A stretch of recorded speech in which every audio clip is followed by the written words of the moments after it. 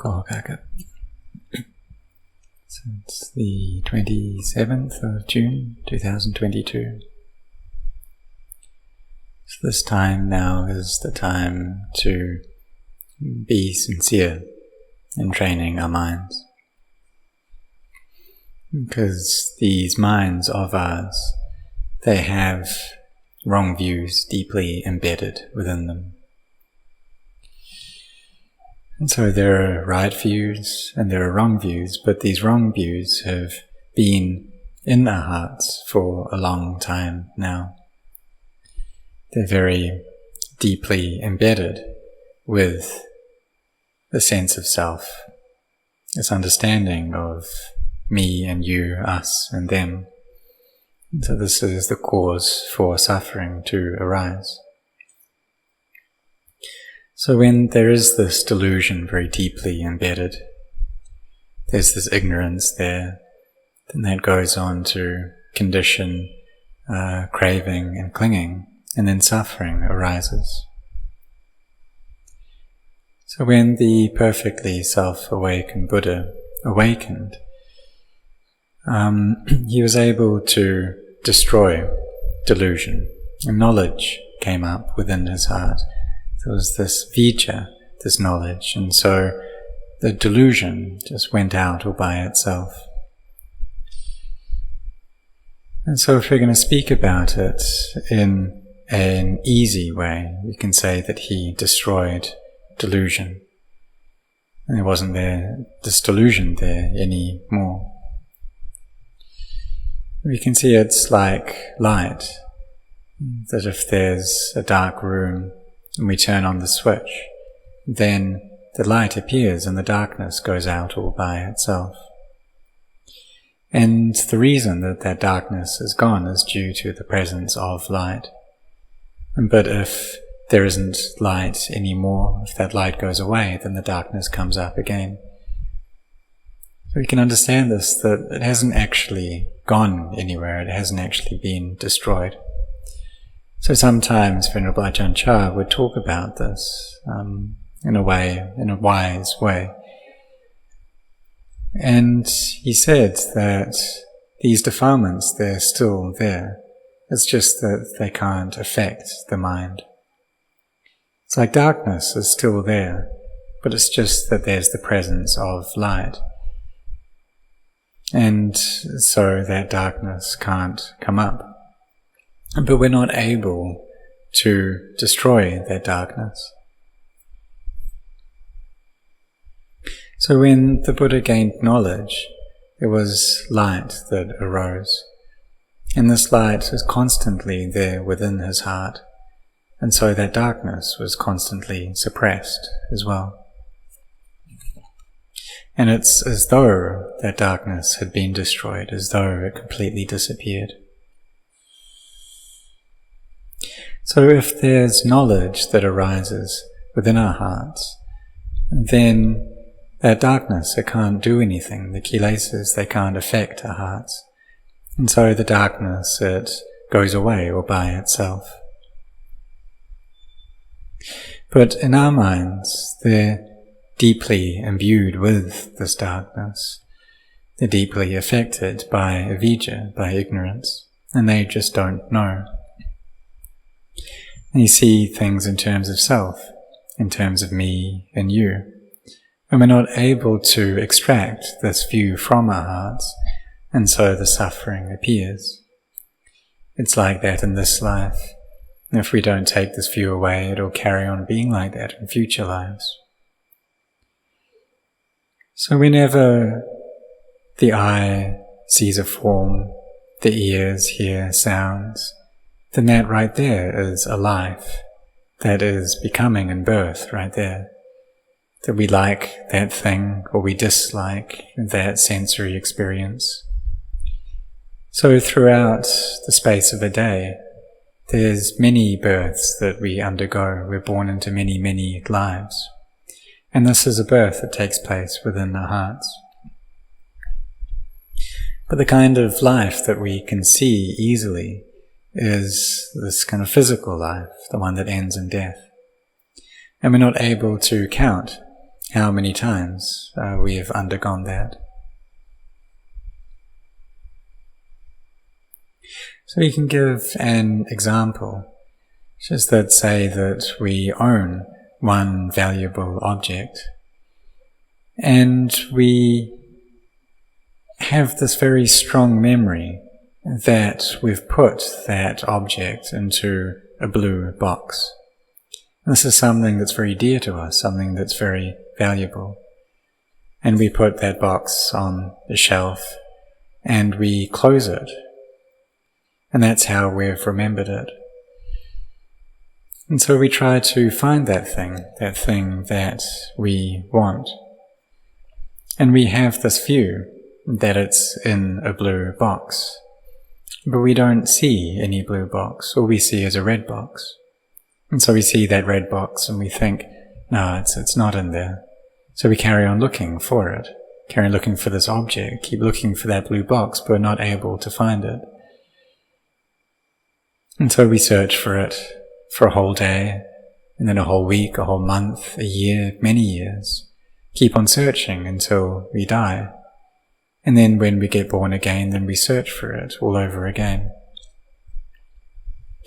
And really, the thing that we're after, it's in the red box. But we're trying to find a blue box. We see the red box, but we don't bother to open it. We don't think that it's in there. So it's like people trying to search for happiness. They're trying to gain happiness, trying to gain freedom from suffering. And none of us want to have suffering. We don't want to feel ill at ease in our body or our minds. We don't want to be pained at heart. We don't want to be separated from the things that we love. We don't want old age, sickness, or death. And really, we don't want this craving either. It's when there's craving there without stop that our hearts will constantly be after something, they'll constantly be feeling discontented. And so if there's this tanha in our minds without stop, then there'll always be wanting there. But if we can put a stop to that wanting, then we'll be freed from this tanha. So this creates a lot of difficulty in our hearts, this tanha, this craving. You can see that just in the case of material things, in the case of possessions or money. If we have just a little bit, then initially we may be contented with that. But then this tanha, this craving comes up and we want to get more and more. If that's still within the bounds of virtue, the Buddha, he didn't forbid that. It's okay. We put in our efforts, we try to get more things, but we do that in a way that doesn't cause harm to ourselves or to others. So we can see that during the time of the Buddha there was Anathapindika and Lady Visakha, and these were the foremost male and female lay disciples of the Buddha. And they were very wealthy, but they also shared. They also had this selflessness with the way that they used their money.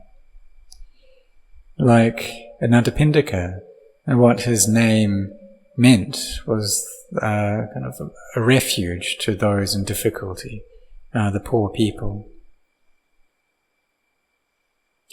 But if we have this craving for more things, and we go about that in a way that harms, that doesn't have moral boundaries, then that is incorrect. That isn't the way to gain true happiness. Even though through that we may get a lot of wealth, but we're not going to be happy. We just keep wanting more and more.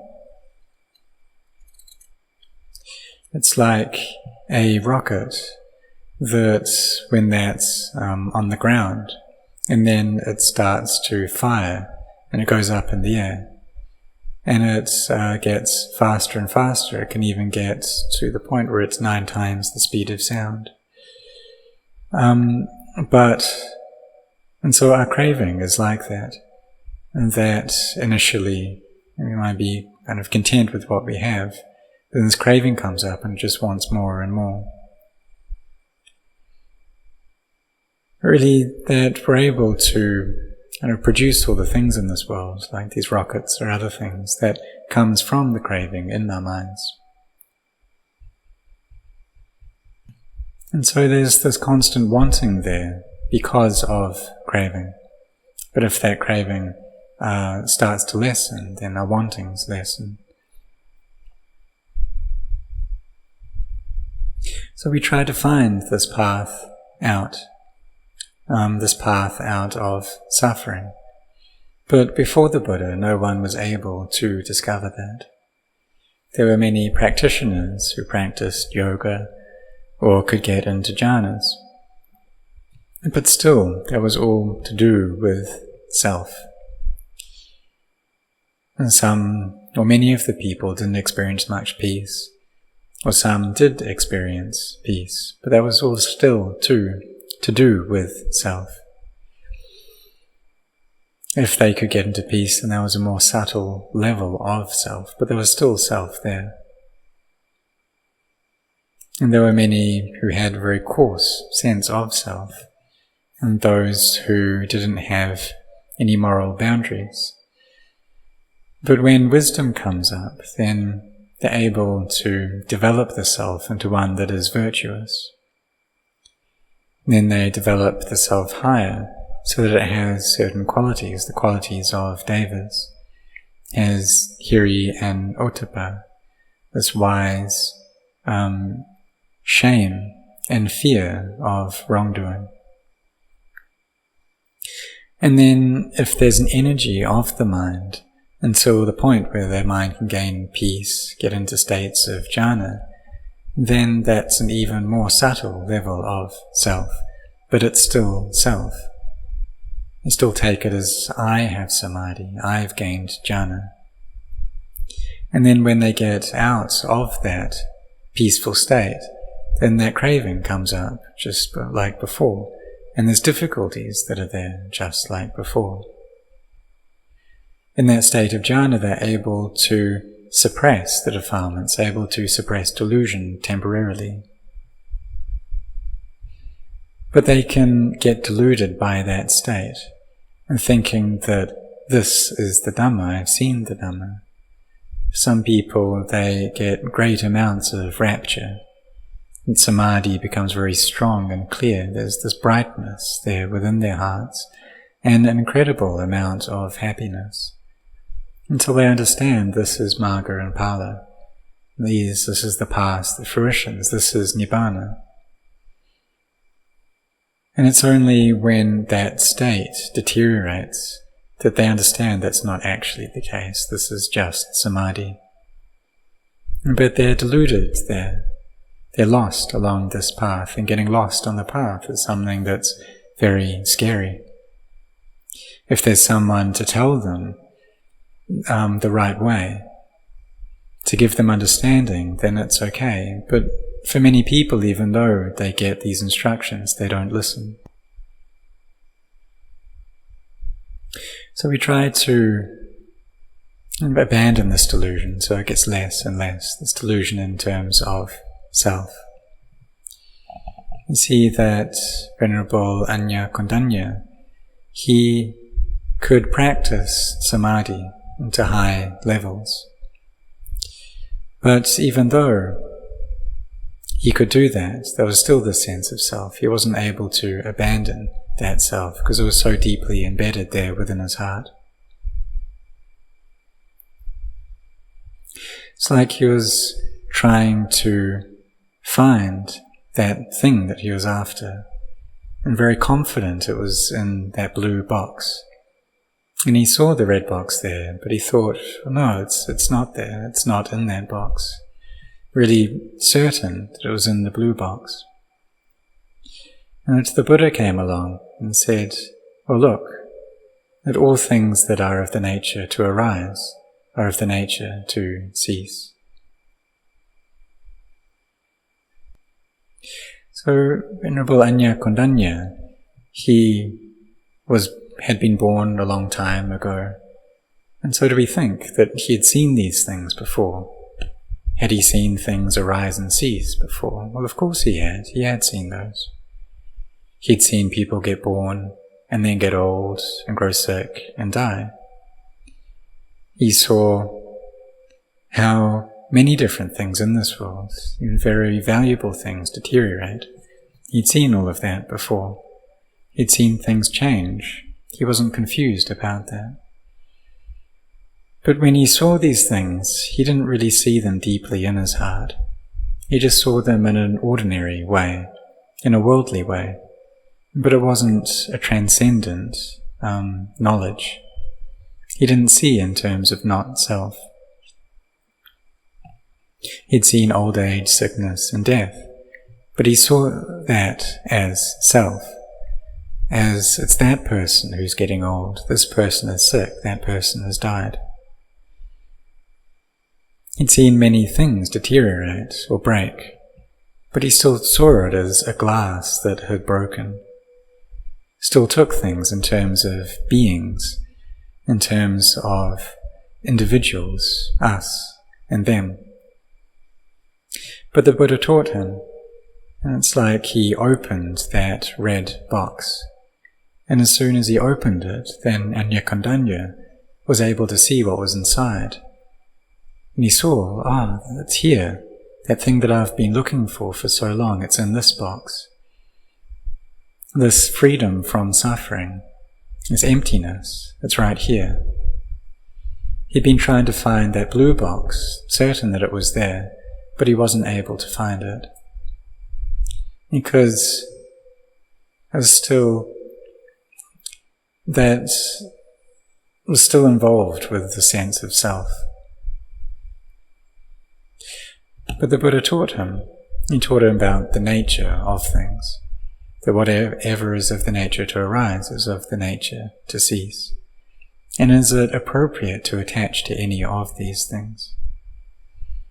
And if we understand that all physical and mental phenomena are not self, and that means that we've seen the Dhamma, we've understood the Dhamma, we've seen it with clarity. So before, he had seen these things in Kondanya, but he saw them in a worldly way. He saw old age, sickness and death, but just in an ordinary way. In the way that the people in the world see it. But then he saw again, but he saw it in terms of Dhamma, in terms of not self. And through that he saw the Dhamma. And those who see the Dhamma, they see the Buddha. So for him, he had seen the Buddha many times, for a long time already. He first saw him when he was a bodhisattva, and then again when he was the Buddha who came to teach him, but he still saw him as a Buddha, as a being. He still saw him as Siddhartha, Gautama, but he didn't yet see him as Dhamma, as truth. Because the Buddha had realized anatta as not self already. So really there was no person there. And it was only when Anya Kondanya saw him like this as not self, then he could see the Dhamma, he could gain this clear understanding that all things are anicca, dukkha, anatta. They're all changing and stressful and not self. But this depends upon our samadhi. That we need that samadhi to give rise to wisdom. And that samadhi in turn depends upon sila, upon virtue. So may all of us be firm in our efforts, firm in our forbearance, in order to see the truth. If our minds are thinking a lot, then we can chant very, very quickly. recite our meditation words very fast in order to bring the mind to peace. Because if our minds aren't peaceful, then we won't see the truth. So we need to put in our efforts to bring them to peace. And may all of you set your hearts on this.